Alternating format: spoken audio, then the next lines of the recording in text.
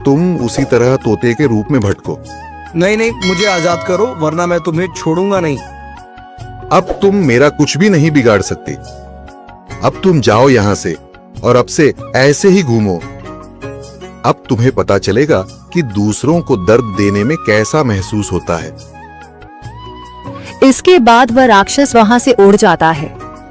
मरचू और उसकी पत्नी सीता दोनों खुश हो जाते हैं। मरचू पहले की तरह काम करने लगता है।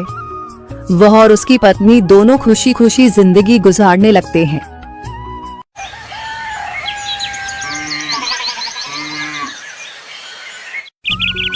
मरचू जंगल से लकड़ियां काटकर बाजार में बेचने गया, लेकिन उसे लकड़ियों के अच्छे दाम नहीं मिले। इस पर मरचू ने कहा, अरे भैया, इतने कम पैसे? इन पैसों में तो 2 वक्त का खाना भी नहीं मिलेगा। आप मुझे बहुत ही कम पैसे देते हैं।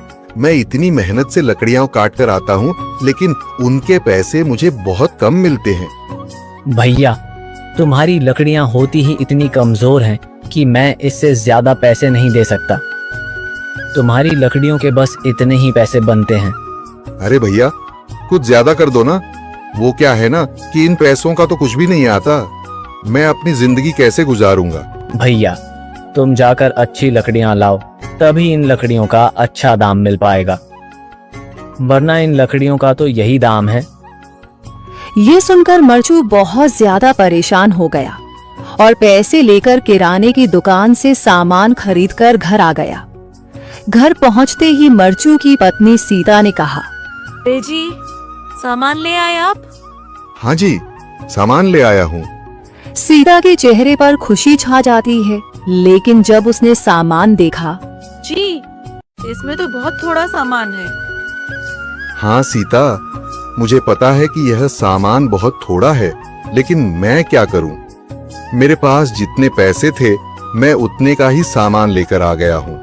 इस तरह हमारा गुजारा कैसे हो पाएगा जी? आपको तो पता ही है कि हम कितनी मुश्किलों से गुजारा करते हैं। हाँ हाँ, मुझे पता है, लेकिन मैं कर भी क्या सकता हूँ? मेरे पास इतने पैसे ही नहीं कि हम एक अच्छी जिंदगी गुजार सकें। इतनी मेहनत कर रहा हूँ, लेकिन फिर भी मेहनत का फल नहीं मिल रहा। इतनी मेहनत से अच्छी लकड़ी काट कर आता हूँ, लेकिन मुनासिब दाम नहीं मिलता। मैं तो बहुत परेशान हूँ। क्या करूँ? कहाँ जाऊँ? अरे जी, आप परेशान न हो, आप कोई और काम देख लें। मैंने कई बार काम तलाशने की कोशिश की, पर किसी ने भी मुझे काम नहीं दिया। ये सुनकर सीता भी काफी ज्यादा परेशान हो गई। मरचू से सीता की परेशानी नहीं देखी गई।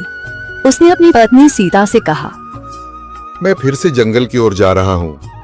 अरे जी, अभी मत जाइए ना, वैसे भी शाम हो रही है। आप कल चले जाइएगा, अभी मत जाइए। ठीक है, अगर तुम रोक रही हो तो मैं नहीं जाता। मैं कल चला जाऊंगा। इसके बाद मरचू गांव में घूमने के लिए चला गया।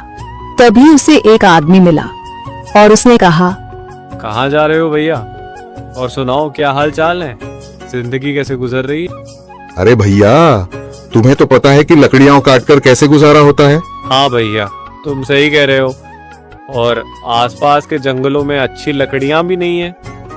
इसके लिए तो जंगल के अंदर जाना पड़ेगा। पर जंगल के अंदर तो काफी सारे जंगली जानवर होंगे।